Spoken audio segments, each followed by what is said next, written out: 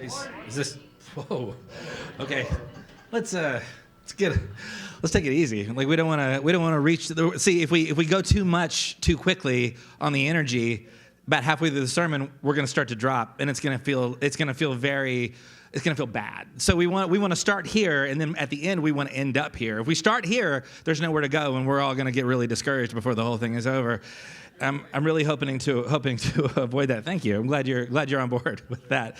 That to say, really appreciate the enthusiasm. It's really something, and I'm sure Ashley can attest to this as well. When the music stops and the entire back half of the auditorium leaves all at the same time right before the sermon starts, that's a real shot to the ego. I'm going to tell you. If you see a whole bunch of teenagers like, I don't know where we're going, but we don't want to be right here. We have a lot to get to. Anyway, so thanks so much for being here. Glad you made it. We are continuing our series, as you just saw, What a Terrible World, What a Beautiful World. And what we've done for the last couple of weeks, we've been kind of looking at how to live sort of inside this kind of odd tension, this juxtaposition of there are things that are quite beautiful and quite good in the world. There are also things that are difficult to deal with. There is joy and there is sorrow. There is celebration and there's grief. And the recognition of we kind of all have to live inside of like a reality in which all of those things exist, often at the exact same moment. And 2 weeks ago, when we first started the series, we looked at the book of Ecclesiastes, like the entire thing, as you do at the beginning of January to really jumpstart your year. And then last week, Ashley did a phenomenal job of really like exploring these points in artistic history or art history, and looking at like how art has for generation after generation has really wrestled with the existence of like these two things kind of living side by side. And how do you express something meaningful in a world where both things are true? And a lot of times art is the expression of what it looks like to wrestle with this reality. So today we're kind of broaden our scope a little bit. And we're going to specifically talk about this reality, but specifically in terms of how we live in the world with people that we often struggle with, or specifically how we struggle to understand or identify with. Because there are people that live next door to us. There are people who live in our midst that we agree with, that we see the world in the same basic way, that we would say like, yeah, this person and I have a lot to talk about because we tend to see the world in the same way. There are also people that we probably see every single day that don't see the world in that way. And sometimes we have to deal with people that we are excited to see. Maybe you come to church on a regular basis, not because what Ashley and I have to say is so great, even though it totally is, obviously, but because there are people here that you are excited to see. But it's also possible that there are people that you see all the time that you would be fine to never see again, because every time you do, you know that they're going to say and do exactly what it takes to get right under your skin. And sometimes it's the same person. And so we call them parents. So we are... I hope my parents don't watch this. So a lot of times we have to interact in a world with people that we really that are kind of on the same sort of wavelength as us, and sometimes we really wrestle with that. And what does it look like to sort of be in relationship, to exist in the world with people that we struggle with and people that we are excited to be around? So what we're going to do today is we're going to look at a story that Jesus tells, a parable.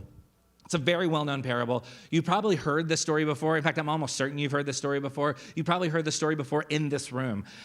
If not, you definitely have heard someone use the expression "a Good Samaritan" to describe somebody else. Like this is part of our common vocabulary. And usually when somebody is described as a Good Samaritan, it's a person who is being described as someone who does a good deed. So like if you have a flat tire and you pull over and you're on the side of the road and somebody stops to help you, you would describe that person quite often as, oh, a Good Samaritan came by and helped me out. And so the parable quite often is read as a story about the virtue of roadside assistance, or of doing something kind for somebody else. And not to say that is not a virtue. That's not to say don't do that kind of thing, but it becomes a question of like, is that really all that Jesus is getting at with this story? Or is he actually kind of scratching at the surface of something that's a little bit more sensitive? Is Jesus actually provoking people with this story? And if so, how and why? So we're going to get into that, because what we're talking about is how do we live in a world where there are people that we struggle with, but we also have to share this world with. And we specifically, I'll just go ahead and tip our hand a little bit. We specifically chose this topic to discuss today because tomorrow, of course, is Inauguration Day. And there are people in our midst who are feeling pretty excited about that. And there are people who have a very optimistic view of what's to come. And then there are other people in our midst who are really struggling with and as is the case every 4 years. Every time there is any sort of shift in power, there is always going to be somebody who is excited and somebody who engages with that at a joyful kind of celebratory level. And there's going to also be somebody who probably feels a little bit of grief and a little bit of fear and a little bit of I don't even know what to expect. And that all exists in the same space. And so the question becomes, how do I live in a world where both types of people exist? How do I go to work tomorrow or Tuesday if you're off tomorrow? How do I engage with the world where there are people whose points of view and philosophies and way of seeing the world doesn't agree with mine? Is it possible for me to really engage at any sort of meaningful level? And of course, what does any of this have to do with the Good Samaritan and roadside assistance? So we're going to start by looking at Luke chapter 10, which is where this parable takes place. So in Luke chapter 10, beginning in verse 25, Jesus is being engaged in discussion. And so in verse 25, it says, on one occasion, an expert in the law stood up to test Jesus. Teacher, he asked, what must I do to inherit eternal life? Now, this is a side conversation. We could spend a whole day on this. We won't, but we could. This phrase, eternal life, this is not a guy asking, how do I make sure I go to the correct destination after I die? That is often how we read it. That's not how, in the Jewish mind, that is not how this would have been interpreted.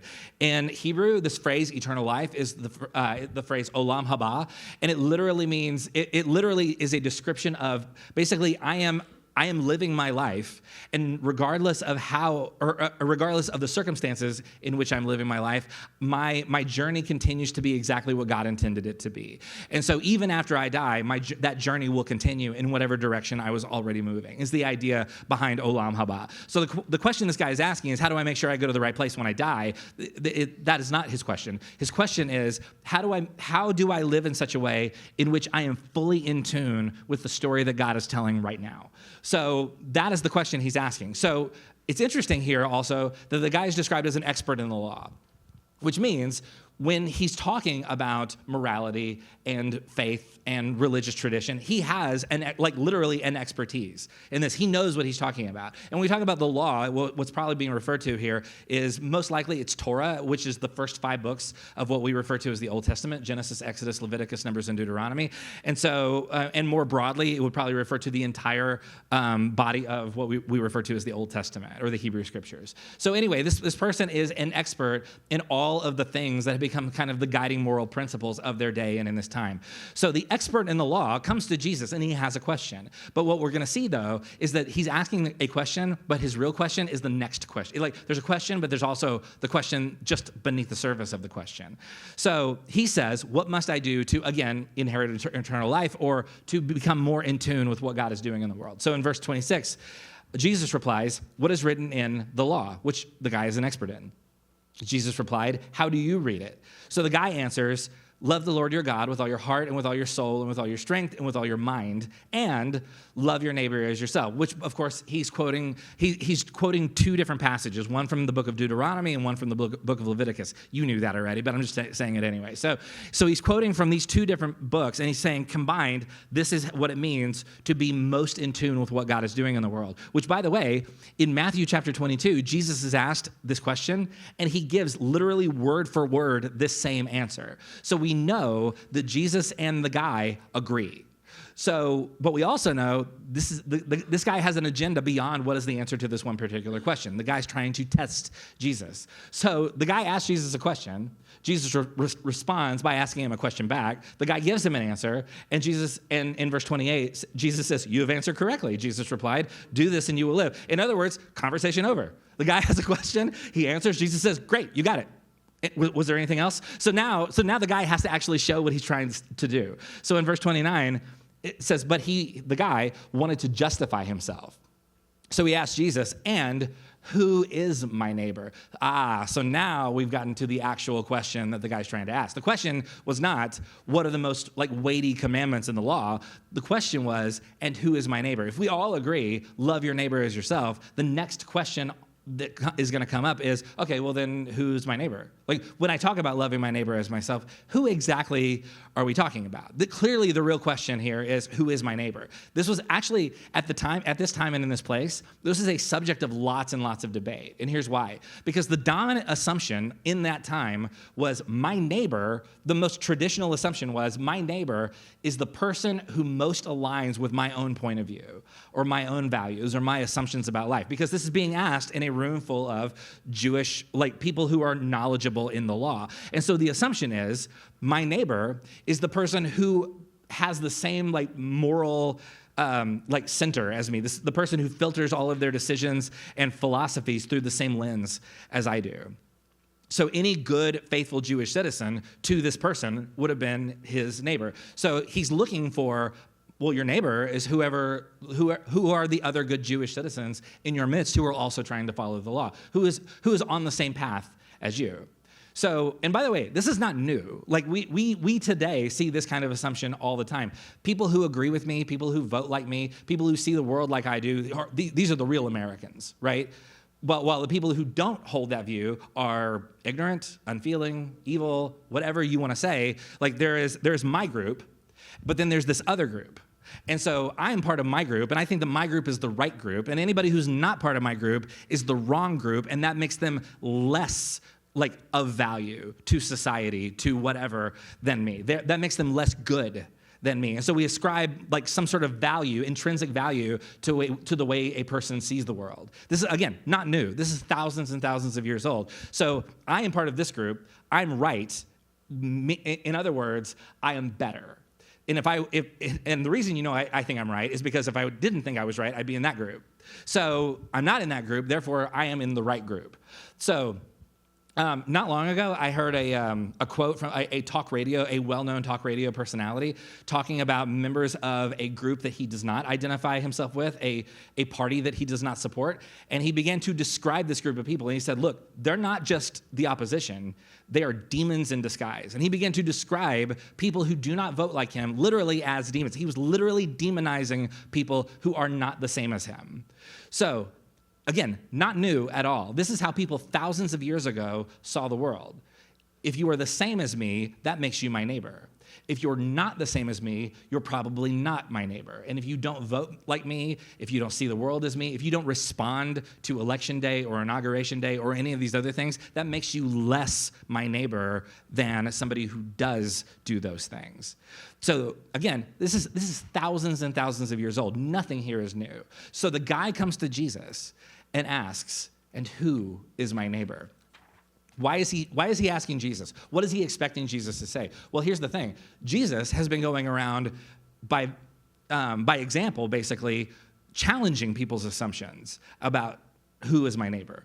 Because if you live in a world where people who are exactly like you and hold the same like philosophical and theological ideas as you, and thinking like that group of people, that's my neighbor, Jesus has been saying and doing things that might lead some people to believe that Jesus wants you to see tax collectors and people from other countries and prostitutes as your neighbor.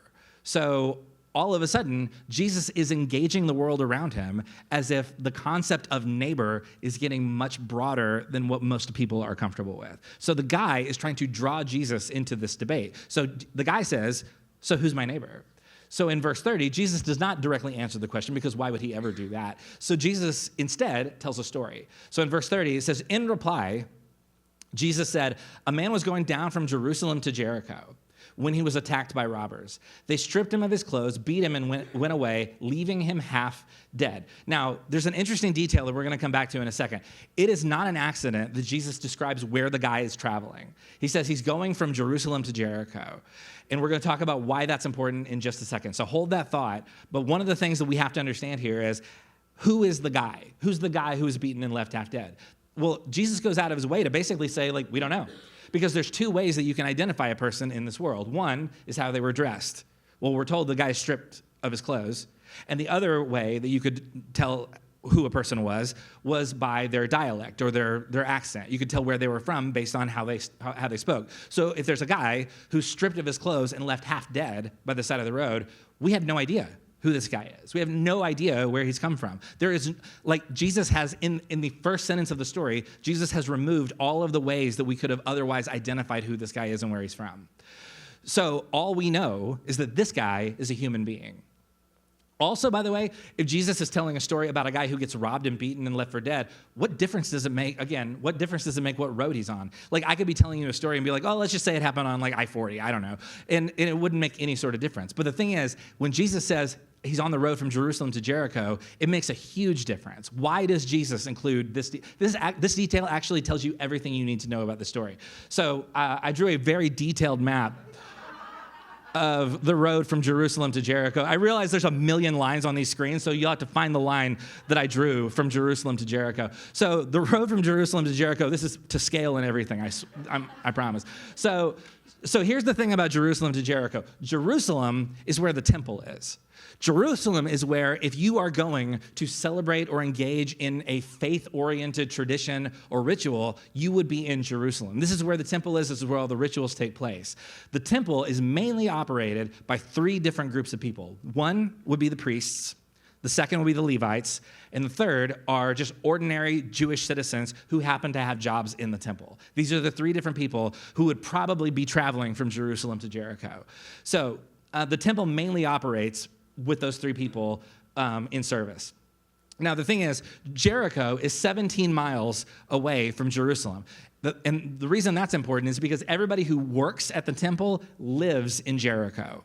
So if you were working in the temple and your shift was up and you needed to go home, you would travel. Or if you were working in the temple and your shift was over, you would travel from Jerusalem to Jericho. So, hold on, I lost my, okay, there we go. So, and how the shifts would work was there was a 2-week rotation, because if it's 17 miles away and there's not like a mass transit system, you can't just go, you can't commute every single day. That would be impossible at this time and in this place. So what you would do is you would travel to the temple from Jericho, you would stay there for 2 weeks and do your rotation, and then at the end of the 2 weeks, you would pack up your stuff and you would go back home to Jericho. And you would do this every 2 weeks. So every 2 weeks, you would make this trip. Outside of major festivals and religious holidays, most of the time, the people most likely traveling this road would have either been going to work in the temple or coming home from having just worked in the temple. So most of the people traveling this road were priests, Levites, or ordinary Jewish citizens who happened to have jobs in the temple. So then in verse 31, so we have this guy, he's left half dead and naked by the side of the road. Verse 31, it says, a priest happened to be going down the same road, which of course, this is where priests would travel. A priest happened to be going down the same road, and when he saw the man, he passed by on the other side. So too a Levite, which again, of course, Levites work in the temple. So too a Levite, when he came to the place and saw him, passed by on the other side. Now, ordinarily, if you've heard this story before, it's very likely that the priest and the Levite get painted with a very negative brush, right? Because they get painted as unfeeling, cold-hearted, uncaring, whatever descriptive you want to use, that's how it often gets framed. But the problem, though, is the priest and the Levite actually have a massive dilemma that they have to deal with. This is not simply just being uncaring. They have a true, like an honest-to-goodness dilemma that they have to work through. So, which obviously is going to lead us to the book of Leviticus in chapter 22. You saw it coming, but we're going there anyway. So in Leviticus chapter 22, and the whole thing about Leviticus, and we've talked about this a lot for some reason, this keeps coming up, but in Leviticus, the book of Leviticus exists partially to advise people who work in the temple on ways that they can stay in good standing with the rituals and the structure of the temple, to remain what would be referred to as ceremonially clean. So in Leviticus, there are lots and lots of passages that warn people who are working in the temple, like, you can do this and you cannot do this, otherwise you will be ritually and ceremonially unclean, which will cause a massive disruption to your ability to continue to serve in the temple. So in Leviticus 22, it says in verse 3, say to them, for the generations to come, if any of your descendants is in other words, descendants meaning, by the way, people who have come from the line of the original high priest, whose name is Aaron. The belief is that anyone who is described as a Levite is a direct descendant from Aaron's line. Aaron was Moses' brother. Aaron was the original high priest. So every Levite, theoretically, is thought to have been part of this direct line of descendants. So it says, if any of your descendants is ceremonially unclean, and yet comes near the sacred offering that the Israelites consecrate to the Lord, that person must be cut off from my presence. I am the Lord. So the question becomes, how does somebody become ceremonially unclean? Thank you for asking. In verse 4, it says, if a descendant of Aaron has a defiling skin disease or a bodily discharge, which I think we could all agree that blood would be considered a bodily discharge, he may not eat the sacred offerings until he is cleansed. He will also be unclean if he touches something defiled by a corpse. So, in Jesus' story, it's easy to assume there's probably lots of blood, and the guy has been left, how does it describe him? Half dead. So, the rule in Leviticus is if someone comes into contact with blood or a dead body, that person is unclean and cannot participate in any of the sacred meals or rituals. Here's why this has been a huge dilemma for the people traveling this road. If you've been 2 weeks on your shift and you've been working away from home for the entire 2 weeks and you're really excited about getting home to be with your family, what's one of the first things you're probably gonna do when you get there? You're probably gonna sit down for a meal, wouldn't you? I would think. So here's the thing, though. One of the ways that temple employees were compensated was that they were given food that had been sacrificed by other citizens who came in for ritual sacrifices. So if somebody came in and gave a certain amount of food to be sacrificed, half of that food would go to the poor, and the other half would go as partial compensation for the people who work in the temple. So you are probably, if you're traveling from the temple to home, you are carrying some of this sacred food. And so it's sacred, but it's also your food. So if you're traveling from Jerusalem to Jericho, you're carrying the sacred food with you, you have this massive dilemma of, okay, if I stop and I check on this guy, and it turns out he is actually dead and there's nothing I can do, I'm unclean, which means I can't go home and I can't share this meal with my family. The food is inedible based on the system that I'm participating in. So I will be unclean, the food will be unclean, I can't go see my family. This is a massive disruption to what I'm trying to do. So they are now in a place, whoever's traveling this road, the priest and the Levite, are in a place where they have to choose from two different commandments in Leviticus that are now in direct conflict with each other. Because one commandment says, love your neighbor as yourself, but another commandment says, you have to remain clean. So now we're in a situation where there's two commandments that are butting up against each other. What do you do? They understand whatever they're going to do, they're going to have to break one commandment. So there's a real theological dilemma here. In fact, we have to make choices like this all the time, right? We call this situational ethics. If you hold two values to be true, and you come into a situation where you have to violate one of your values and able to uphold the other, you are now in a situation where you have to decide which of these two values has the most amount of significance, or the most weight, as they would say at this time.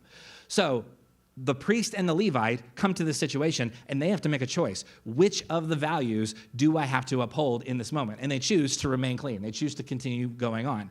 So they have to determine which command from Leviticus is more important in the moment, and they choose to remain clean and to leave the man alone. So Jesus is telling the story to a group of Jewish individuals. Everyone in the room, or everyone in earshot of Jesus telling the story, is going to assume what? They're going to assume, okay, there's three different kinds of people who work in the temple.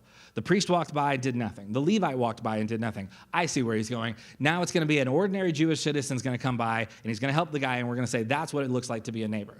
End of story. The whole thing's about roadside assistance. But Jesus doesn't do that. Jesus messes up the whole paradigm, changes everything, and really kind of gets in everybody's head with this. Here's what he does. So in verse 33, Jesus says, the priest and the Levite walk by, do nothing. And in verse 33, he says, but a Samaritan, as he traveled, came to where the man was, bless you. And when he saw him, he took pity on him. So here's the thing. Nobody listening to Jesus' story likes Samaritans. Samaritans were hated by the Jewish people at this time. I cannot overemphasize how true this is. Hundreds of years earlier, and here's why. Hundreds of years before this story takes place, a pretty horrific event happened in the life of the people of Israel. So there was another nation called Assyria. So the Assyrian army invades the northern territory of Israel and goes into a territory called Shechem, and they begin to invade. And one of the things they're trying to do is they are trying to reduce the population of the Jewish people by any means necessary. And one of the strategies for doing that, how to say this politely, one of the strategies for doing that was to forcibly have Hebrew women give birth to Assyrian soldiers' babies. So you have this group of people in the territory of Shechem, and you have all of these women now giving birth to babies that were fathered by Assyrian soldiers. And so what that ended up, the result of that became a subpopulation living in Israel of a group of people who became known as the Samaritans. So Samaritans are the direct descendants of the Assyrian soldiers who had violently and forcibly invaded the territory hundreds of years earlier. So the Jewish people living at the time see the Samaritans as a reminder of one of the worst events in their history. The Samaritans are this physical human reminder of a time and a place, like one of the most awful things that they can possibly remember. So there is a lot of hostility, but also the thing is, if you believe that this person's ancestors were violent and evil and cruel, then what's to stop this person from being violent and evil and cruel? That is what they come from a people for whom cruelty was a virtue. So, like, how much virtue can you expect from a Samaritan? That was the mentality. And people hated the Samaritans. There's an ancient Jewish text called the Mishnah. It's a sacred text in Jewish theology. Here's a passage from the Mishnah. It says, "He that eats the bread of Samaritans is like to one who eats the flesh of swine," which also is something that is ceremonially unclean. So what is the Mishnah, this sacred document, saying? It's saying, if you share a meal with a Samaritan, you are automatically unclean. And then there's one historian that recounts how the Samaritans were talked about and treated in their time. This historian writes, "The Samaritans were publicly cursed in the synagogues." And then later says, and a petition was daily offered up praying to God that the Samaritans would not be partakers in eternal life. So they had time. So if you were to gather together in a religious space, there would be the time where you would sing the songs. There would be the time where someone would read the passages. And then there would also be a time where someone came up and said, like, okay, now is the moment where we curse the Samaritans and hope they all die. Like, that was built into the system. And so the Samaritans are, again, not only are they hated, it is seen as your theological duty, your religious responsibility to voice your hatred for Samaritans as well. So, and by the way, again, I mentioned earlier, the Samaritans lived in a territory called Shechem. A couple hundred years before Jesus tells this story, there's a Jewish writer who says this. He says, "There are two nations that my soul detests. The third is not a nation at all. The inhabitants of Mount Seir, the Philistines, and the stupid people living at Shechem." So, like, we are down like kindergarten level name calling at this point. This is somebody whose writings have been preserved because he was thought to be like this religious leader. And he says, like, okay, yeah, we love your neighbors yourself, sure, but there's three groups of people that I hate, and one of them is the stupid people living at Shechem. So this is how Samaritans were talked about in Jesus' time and in this place. Again, cannot overemphasize how much people hated Samaritans. So Jesus is asked the question, who is my neighbor? And Jesus tells a story about a priest and a Levite and a Samaritan. I cannot think of a proper example to really get you in the headspace of like how disruptive this idea would have been, this image. So in verse 33, again, Jesus says, "But a Samaritan, as he traveled, came to where the man was, and when he saw him, he took pity on him. He went to him, bandaged his wounds, pouring on oil and wine. Then he put the man on his own donkey, brought him to an inn and took care of him." Oil and wine is interesting, by the way, because if you were a priest or a Levite and you were doing your daily work in the temple, two of the things you would use the most in your daily work would have been oil and wine. So Jesus is saying, basically, he's saying, the Samaritan is doing the work of the temple when the priest and the Levite refuse to.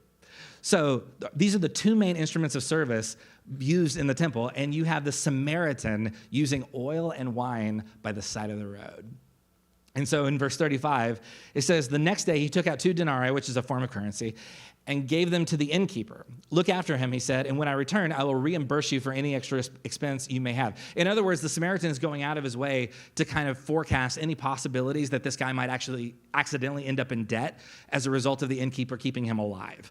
So he's saying, like, look, if there's any debt incurred, I'm going to come back and I'm going to take care of it. Don't even worry about it. And then in verse 36, so Jesus has finished the story, and in verse 36, it says, which of these three do you think was a neighbor to the man who fell into the hands of robbers? The expert in the law replied, the one who had mercy on him. Jesus told him, go and do likewise. So Jesus says, who of these three was a neighbor? What does the guy not say? He does not say the word Samaritan. Why? Because he can't. Because if you say the name of someone that you hate, it automatically humanizes them. If a person can remain that guy, those people, my ex, my boss, then they could remain faceless, nameless, not quite human. So the guy can't even say the word Samaritan. This guy, or Jesus, confronts this guy exactly where his hatred is. The guy asks, who is my neighbor? And Jesus basically says, who do you hate? Oh, okay, so this is actually not at all a story about roadside assistance. This is a story about how do we see and how do we think about the people that we are most inclined to dislike and to hate and to dehumanize. I would argue the main challenge of this story is for us to be confronted by our own hatred and our own biases in the world about other people. This is, quite frankly, this is a story about racism. It's a story about the tendency to put other people into very simple categories, to reduce somebody to a stereotype or a thing that someone told us one time about this group of people.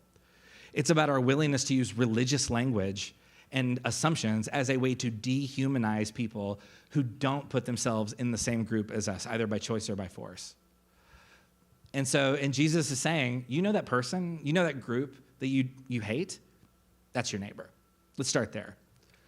So all of a sudden, Jesus is disrupting all of our assumptions about how we see other people and about what it means to be somebody's neighbor. In fact, between services, I was chatting with somebody else, and we were talking about like all the different ways that we tend to like lump people into groups and to stereotype people because it's a mental shortcut that saves us a lot of time, a lot of the time. And so, and she brought up while we were talking, she brought up the fires in LA, and it reminded me of like somebody I know posted video of somebody basically saying, it might have actually been a pastor, of saying something like, you know, people in California are all, and you know, you can fill in the blank, you know what people would say about like, well, everybody in LA is just, all they care about is themselves, and all they, you know, they just want their houses to be bigger, blah, blah, blah. And then cut to video of people who have been devastated by this fire, passing out canned goods and blankets and finding homes for people whose kids have lost everything. And all of a sudden, like the stereotypes that we've created don't work anymore. Because what just happened? Oh, the stereotype, the grouping, the blanket statement, like that doesn't work anymore when we begin to learn to see the Samaritan as my neighbor. N.T. Wright, this theologian, N.T. Wright says this. He says, can you recognize the hated Samaritan as your neighbor? If not, you might be left for dead.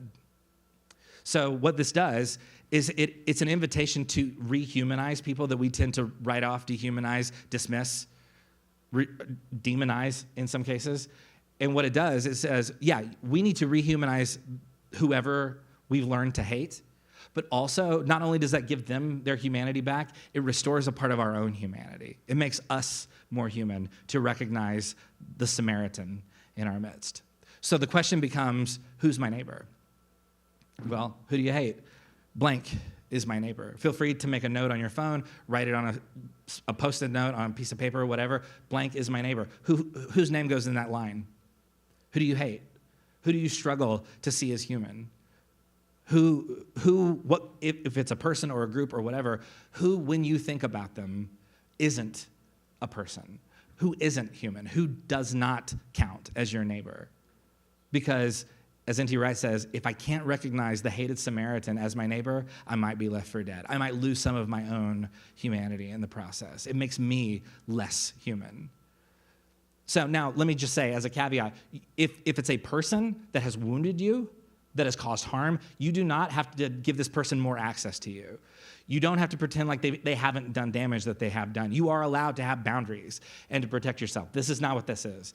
This is what happens when a person stops becoming a person because of how they see the world, who they are, the choices that they make in regard to just like their philosophy and their moral center. Like what happens when that person becomes less human to me?